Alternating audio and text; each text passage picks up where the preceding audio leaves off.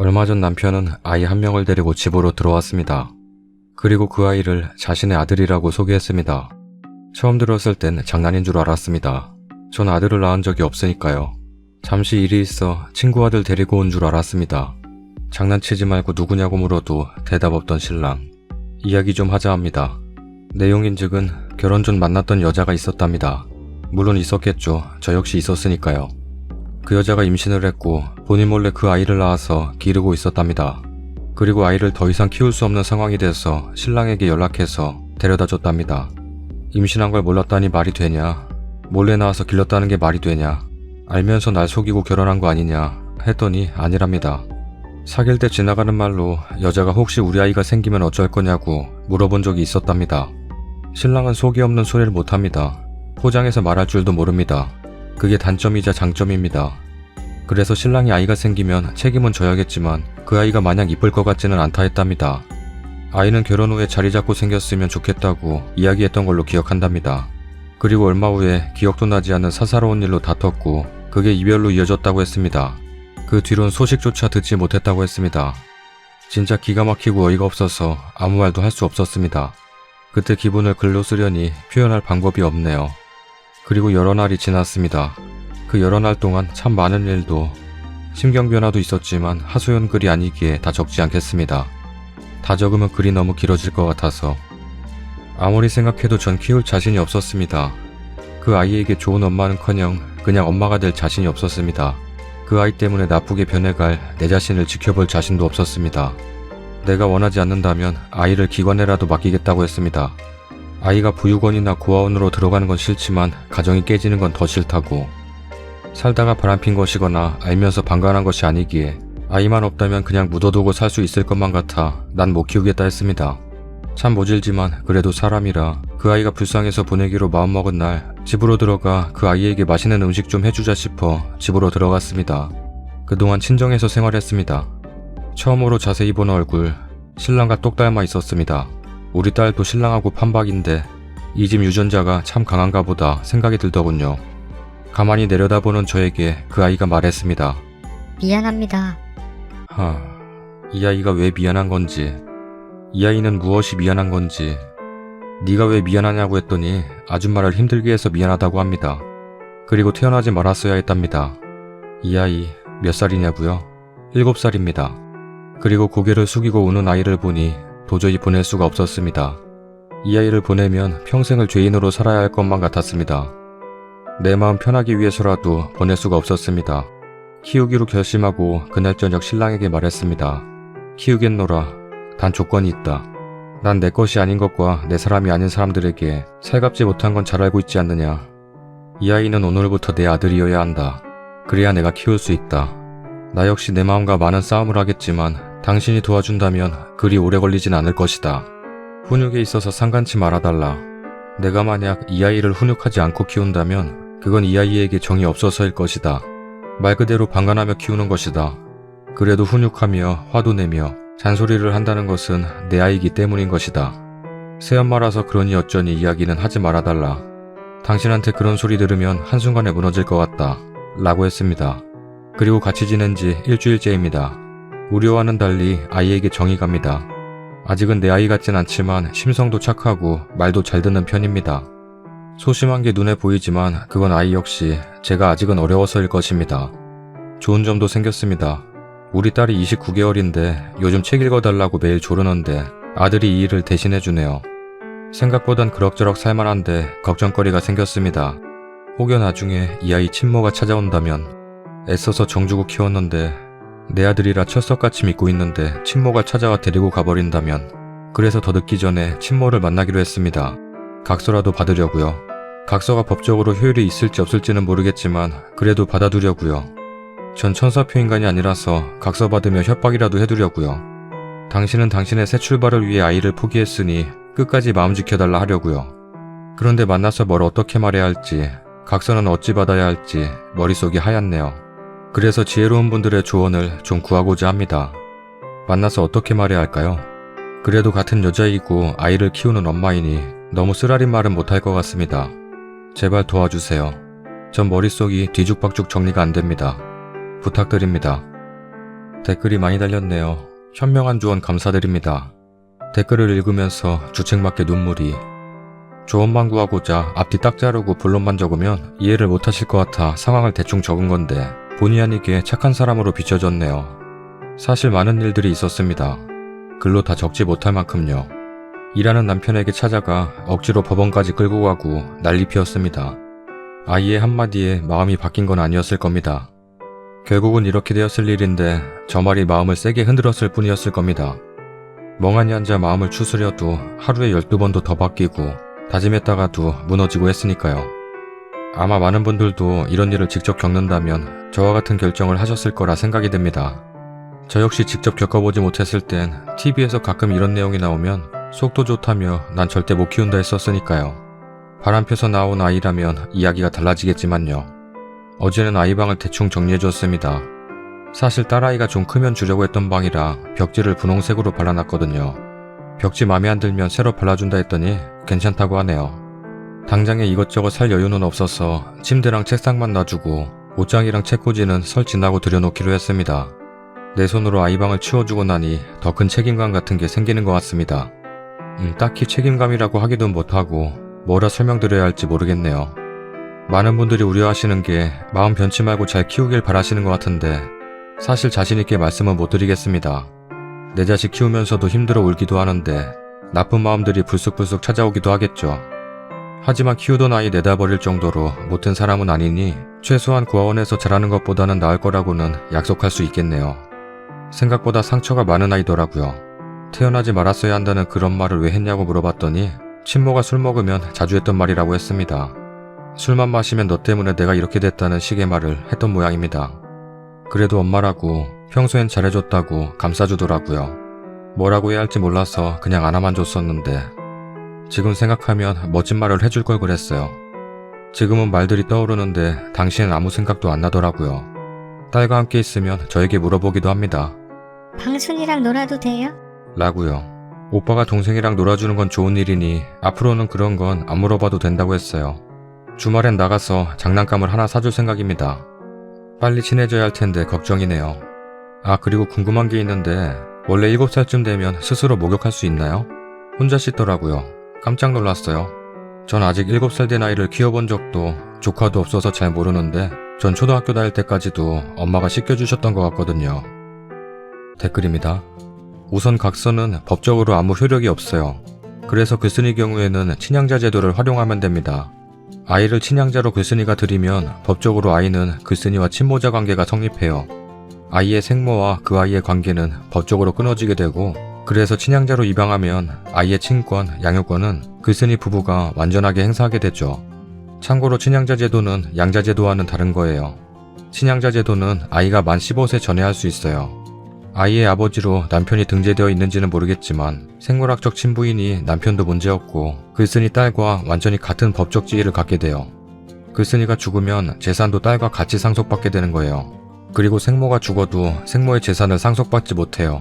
생모가 일부러 주지 않는 한. 사실 법적으로는 생모와 아무 문제 없이 처리할 수 있는데 문제는 아이가 이미 인지 능력이 생겼기 때문에 글쓴이를 엄마로 받아들일지가 문제입니다. 심사숙고해서 결정하시길. 올해 7살 되는 우리 큰아들은 잘못을 하면 죄송해요, 미안해요 는 해도 미안합니다, 태어나지 말았어야 한다는 그런 말은 해본 적도 할 줄도 몰라요. 그동안 무슨 말을 듣고 자란 건지 너무 마음 아파서 눈물이 다 나네요. 열심히 결심하셨어요. 존경스러울 정도로요. 이런 말조차 부담이 되실까 조심스럽긴 합니다. 자식을 가진 부모이다 보니 아이를 보내시지 못하신 거죠. 내 자식은 따뜻한 품에 키우면서 잠시나마 부딪힌 그 아이를 보육원으로 보내지 못하신 거죠. 그 마음도 이해 갑니다. 부디 더 따뜻하게 안아주고 사랑으로 보살펴 주시길 바래요. 그리고 그 아이도 새로운 가정에서 행복하길 바라봅니다. 우리 신랑도 그런 비슷한 케이스로 어머니가 거두셨어요. 성인이 되었을 때쯤 어머니랑 아버지는 이혼하셨고 저희는 지금 피 한 방울 섞이지 않은 어머니 쪽하고만 왕래하고 지낸답니다. 안쓰러운 우리 신랑 너무너무 잘 컸고 어머니 역시 정말 좋으신 분이세요. 지금 너무나도 든든하게 아들 노릇 잘하고 있네요. 불쌍한 아이가 무슨 죄가 있겠어요. 사랑으로 키우심 분명 아들이 커서 효도하리라 믿습니다. 복 받으실 거예요. 후기입니다. 잘 지내셨는지요? 후기랄 것까진 없지만 궁금해하시는 분들도 계시고 해서 그동안 지내온 일들을 적어볼까 합니다. 결론부터 말하자면 아직 친양자로 입양하진 않았습니다. 아이의 의견이 가장 중요하다고 생각되더라고요. 하지만 지금 아이에게 선택하라고 한다면 그건 아이에게 선택권을 주는 게 아니라 오히려 아이를 내모는 것 같아서 우리랑 좀 더 지내보고 결정할 수 있게 하자고 했어요. 그리고 아이 엄마는 만났습니다. 아이 엄마와 만났던 일은 뒤쪽에 적을게요. 아무래도 이제부턴 아이 이름이 많이 들어갈 것 같으니 편의상 방구라는 가명을 쓸게요. 사실 우리 신랑은 표현에 참 인색한 사람입니다. 쑥스러워서일 수도 있고 성격일 수도 있는데 마음이 어찌됐던 상대방을 참 서운하게 만드는 묘한 스킬이 있죠. 퇴근하고 나서도 항상 방순이만 안아주더라고요.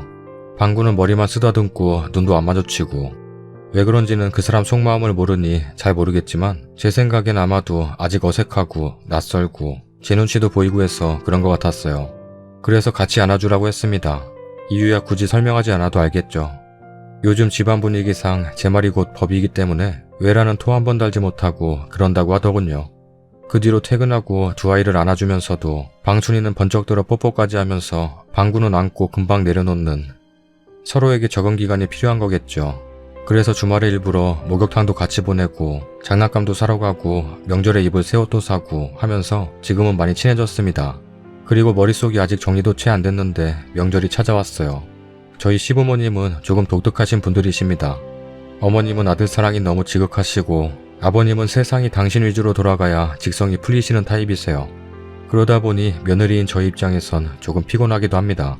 전 결혼하고 아직까지 단 한 번도 명절 당일날 친정에 가본 적이 없어요. 이유는 어머님께서 저녁까지 저를 붙잡아 두시기 때문이죠. 이유도 가지가지입니다. 조금 있으면 고모님들 오시니 보고 가거라. 고모님들 오시고 나면 바로 일어나면 되겠냐? 좀 앉았다가 가거라. 그러다 보면 저녁입니다. 차도 막히는데 저녁에 나서서 언제 갑니까? 그래서 다음날 갔다가 얼굴만 비추고 온 적도 있고 연휴가 짧을 땐 명절에 못 가고 주말에 휙 갔다가 온 적도 있었어요. 당신 아들이 차 막히는데 처갓집 간다고 고생할까봐 그러시는 것 같아요. 늘 그러시거든요. 우리 아들은 처갓집이 멀어서 고생이야. 뭐 그런 분이신데 이번 명절엔 전전날 전화가 오셔서 내일 음식하러 올 필요 없다고 하시네요. 원래는 명절 전날 음식을 하고 집으로 다시 와요. 가깝거든요. 그리고 명절 당일날 아침 일찍 시댁으로 가고요. 아이 둘이면 어디 움직이기도 힘들다고 하시며 내일 음식하러 오지 말고 당일날 오라고 하시더라고요. 결혼하고 처음으로 명절에 신났네요. 그래서 명절 당일날 아침에 갔습니다. 차례를 지내는데 어머님이 방구도 저를 시키고 싶어서 자꾸 제 눈치를 보시더라고요. 절대 제 눈치를 안 보시던 분이셨는데 자꾸 저러시니 마음이 좀 그랬어요. 그래서 제가 방구야 너도 차례 지내야지 그랬더니 어머님께서 그래도 우리 집 장손인데 당연하지. 하시더라고요. 아버님은 아무 말씀 못하시고 저를 똑바로 바라보지도 못하셨어요. 피는 역시 물보다 진한 것 같습니다. 갑자기 생긴 손자라도 이쁘신 모양이에요. 집안에서 사랑 독차지하던 방순이는 위기감을 느꼈는지 안 부리던 애교를 부리며 할머니 할아버지 붙잡고 놔주질 않네요. 그리고 차례 끝나자마자 친정으로 가라고 하셨어요. 아무리 그래도 설거지는 하고 간다고 했는데 끝까지 지금 출발해야 너무 늦게 도착 안 한다. 라며 등을 떠미시더라고요. 매번 이랬으면 참 좋겠다는 생각을 하고 시댁을 나와 친정으로 갔습니다. 사실 친정 부모님께서는 이번 명절에 오지 말라고 하셨어요. 보기 싫으시다고. 그래도 갈 거야 집에 딱 있어. 어디 나가고 그럼 나 삐질 거야? 그러고 갔어요. 우리 신랑이 문 안 열어주시면 어떡하지? 라며 걱정하는데 제가 비밀번호를 알고 있으니까요. 다행히 문은 열어주시더라고요. 시댁과는 참 다른 반응. 방구에게 인사드려 방순이 외할아버지 외할머니셔 라고 인사를 시켰는데 완전히 굳은 얼굴로 인사를 받으시는 우리 엄마 아빠. 안 그러셨으면 더 좋았을 테지만 이 또한 방구와 제가 겪어야 할 과제이기에 아무 말 않고 넘어갔습니다. 그래도 다행히 나중엔 엄마 아빠도 받아들이셨어요. 이 내용까지 다 적으려면 글이 너무 길어질 것 같아 적지 않겠습니다. 엄마의 눈물에 저까지 눈물이 날 것 같았지만 참았습니다. 저까지 울면 진짜 부모님 마음에 못 박아드리는 것 같았어요. 이렇게 방구와의 첫 명절을 보냈습니다. 유치원을 알아봤는데 지금은 자리가 없지만 다행히 입학은 할 수 있더라고요. 그래도 입학까지 텀이 좀 있길래 태권도 도장을 보냈어요. 아무래도 자신감도 없고 소극적이라 태권도 도장에 보내면 좀 나아질까 하는 생각에서였습니다. 지금도 다니고 있는데 유치원 보내도 도장은 계속 보내야 할 것 같아요. 딱히 뭔가 달라진 건 없는데 표정이 좀 밝아진 듯해 보이네요. 그리고 방구 친모와 만났습니다. 제가 집으로 오라고 했어요. 밖에서 만나면 아무래도 이야기에 제약이 걸릴 것 같았어요. 아이들 다 보내놓고 친모와 단둘이 마주 앉은 시간이 참 어색하기 짝이 없더군요. 그 여자분은 제 얼굴을 똑바로 쳐다보지도 못했어요. 왜 저를 못 보시냐 했더니 잘 모르겠답니다. 이것저것 물어봤습니다. 아이를 혼자 낳을 결심을 하게 된 계기, 그리고 아이를 보낸 계기, 아이를 혼자 낳게 된 건 신랑의 기억이랑은 살짝 달랐어요. 신랑은 사귀면서 아이를 가졌다고 기억했는데 여자분은 헤어지고 나서 아이를 가진 걸 알게 되었다고 했습니다. 사귀면서 아이를 가지면 어찌할 거냐고 물어봤다던데 어찌 된 거냐 했더니 그 말 역시 헤어지고 나서였답니다. 여자분 말인즉 헤어지고 여자분이 조금 매달렸대요. 술 마시고 전화하고 그랬다네요. 그리고 몸이 이상해 임신 테스트를 하니 양성이 나왔고 말을 하려고 전화를 했는데 차마 못하고 돌려서 물어봤대요. 그랬더니 책임은 지겠지만 행복할 것 같진 않다고 대답했대요. 그러면서 너 혹시 임신했냐고 물어보는데 순간적으로 그런 건 아니라고 대답을 해버렸다네요. 아이로 발목 잡는다는 기분이 싫어 지우려고 했는데 차마 지우지 못하고 돌아서고 하다가 낳게 되었다네요. 그리고 혼자 100일 정도를 키웠는데 너무 힘들었대요. 그래서 아이와 함께 떠나려고 결심을 했는데 그날따라 아이가 너무 방긋방긋 웃더랍니다. 그 모습을 보니 떠나려는 마음이 한순간에 사라지고 열심히 살아야겠다는 생각이 들더랍니다. 그리고 열심히 살았대요. 친정도 외면해서 정말 혼자서 죽을 힘으로 키웠대요.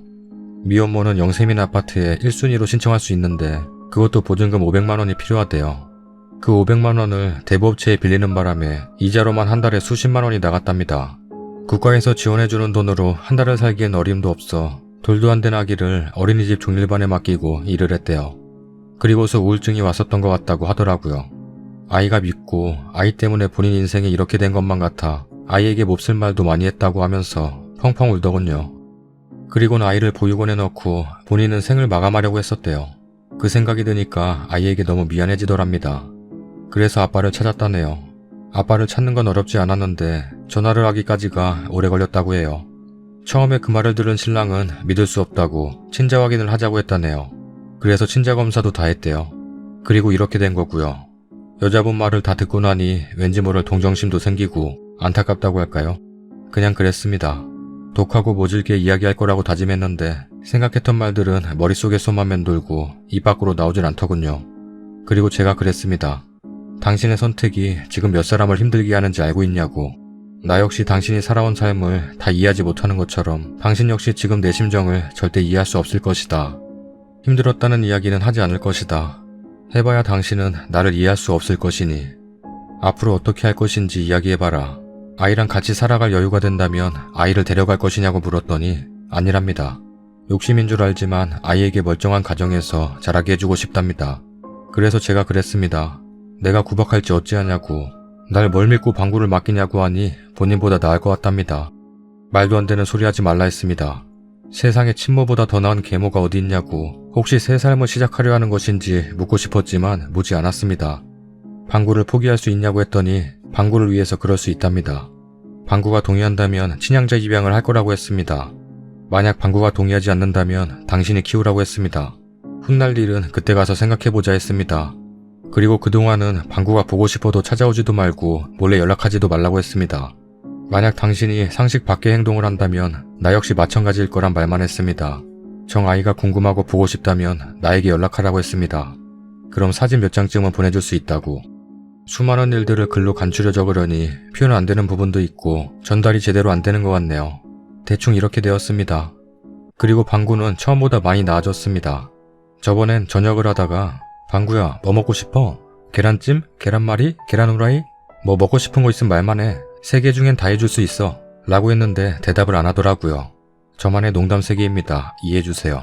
그래서 대답 안 하면 계란찜으로 결정하겠어. 라고 했더니 조용하게 계란말이요. 하는데 왜 그렇게 웃긴지.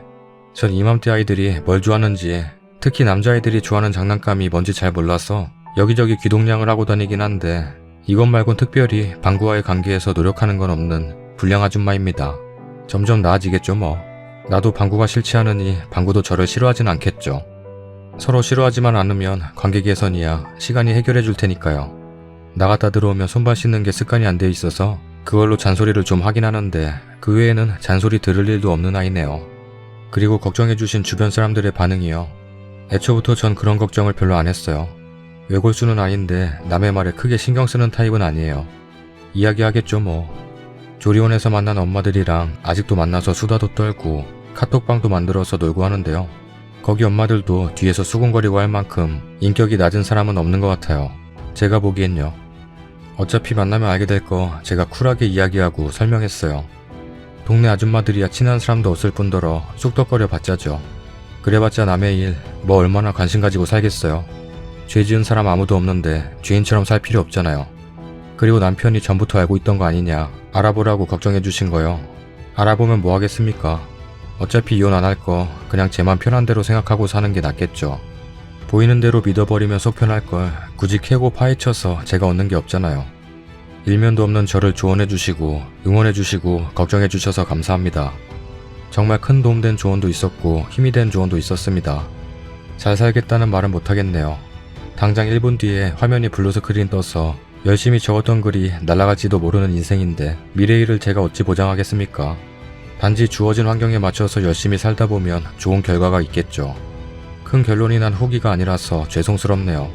긴 글 읽어주셔서 감사합니다. 좋은 하루 되세요. 댓글입니다. 참 단단한 분이시네요. 그리고 방구 친모도 순간에 경솔했던 선택이 이렇게 됐지만 그렇게 못했고 막장은 아닌 사람 같아서 전 그나마 다행이라고 생각 들었어요. 기질 같은 거 혹시나 닮을 수 있으니 어찌됐던 글쓰님 정말 현명하시고 또 존경스럽습니다. 아무나 글쓰님 같은 선택을 할 수 없을 것 같아요. 한 가지를 보면 알 수 있듯이 고민하고 생각을 하고 굳히고 행동하고까지 글쓰님은 참 대단하십니다.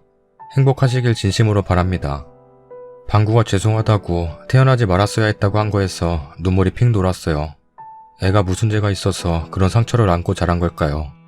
아이 받아들인 글쓰님도 너무 대단하고요.